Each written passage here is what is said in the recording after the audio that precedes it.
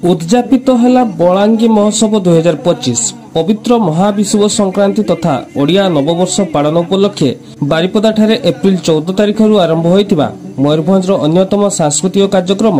बलांगी महोत्सव उद्यापित हो जाइछि। महोत्सव कमिटीर प्रतिष्ठाता संपादक शरद चंद्र नायक सभापतित्व आयोजित उद्यापनी उत्सव में मुख्य अतिथि भाव में बारिपदा विधायक प्रकाश सोरेन जोग देथिबा बेले सम्मानित अतिथि भाव शिक्षाविद समाजसेवी सांबादिक गीतिकार माने जोग देथिले। उपस्थित अतिथि माने कला संस्कृति ही गोटे भूखंडर स्वतंत्र परिचय सृष्टि करथाय बोली कहिसंती। बारिपदा ठारे बुढ़ाबलंग चिपट और इटाजोड़ी नदीर त्रिवेणी संगम स्थली रे दीर्घ 23 वर्ष धरी पालित होई आछि बलांगी महोत्सव। मयूरभंज जिले में कला संस्कृतिर सुरक्षा एवं समृद्धि पर उल्लेखनीय भूमिका ग्रहण करी आसुची बोली मध्य कहिसंती वक्ता माने। तेबे उक्त कार्यक्रम में जिलार अनेक प्रतिभावान और प्रतिष्ठित व्यक्तिविशेष को संबर्धित मध्य करा जायतिला। आज उद्यापन उत्सव बलांगी महोत्सव उद्यापन उत्सव तो यहाँ आज 23 वर्ष पदार्पण कर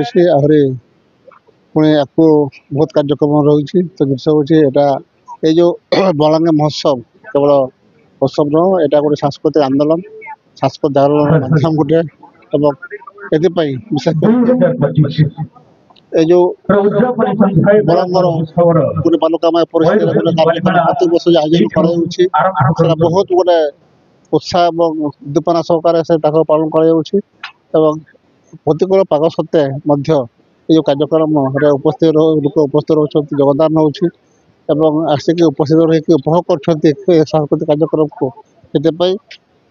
ये बारिपदावासी तथा मयूरभंजवासी को बहुत बहुत धन्यवाद देवाई मुझे चाहे तो जहाँ भी ये सांस्कृतिक आंदोलन आखिरी पुणी आगे जीव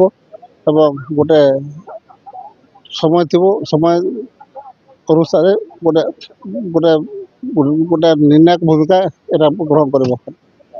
देखो बलांगी महोत्सव विगत 2003 मसीहा ठारू मयूरभंज जिले में ओडिया भाषा साहित्य विकास आरंभ होती। चलित वर्ष 23 वर्ष मेला विगत पणा संक्रांति जो एप्रिल 14 तारिख आरंभ होता आज ताहा उद्यापित होती वर्तमान एवं बलांगी महोत्सव लक्ष्य हूँ गोटे जिले में भाईचारार परंपरा को आगू आगे नवा एवं गोटे सामाजिक और सांस्कृतिक समन्वय रक्षा करने लोकों मध्य एवं से कार्यक्रम आज समाप्त होती उद्यापित होती वर्तमान उद्यापनी सभा सरला सांस्कृतिक कार्यक्रम अनुष्ठित हो एवं ये महोत्सव में आम अनुरोध करुँ समस्ते सहयोग हाथ बढ़ातु मयूरभंजर कला संस्कृति आगे को जाऊ यही कामना।